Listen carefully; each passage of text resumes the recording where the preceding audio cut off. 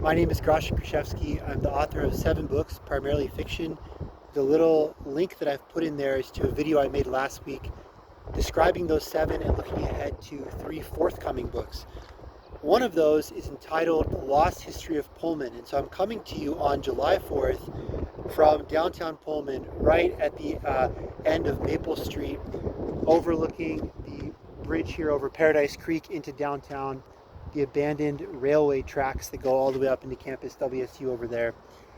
Because the Lost History of Pullman is a story that takes place entirely in the present tense on July 4th. July 4th, 2025, the protagonist, Harold Bly Tornado, he begins over in Bruised Books over there in downtown.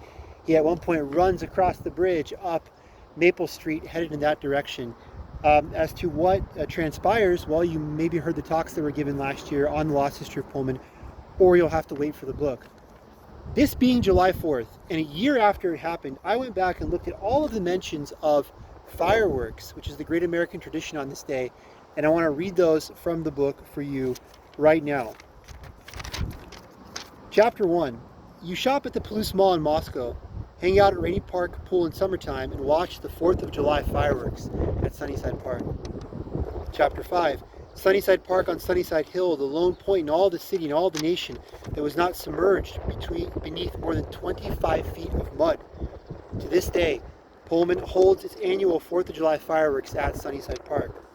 And Chapter 6, 4 mentions in the final chapter. Chapter 6, the final chapter, an epilogue or postscript, if you wish, dated 1887-2025.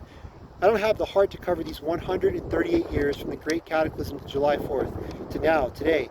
I want to make it over to Sunnyside Park with the fireworks. Second mention in that chapter. I walked with the slow purposefulness of a man going to meet his fate.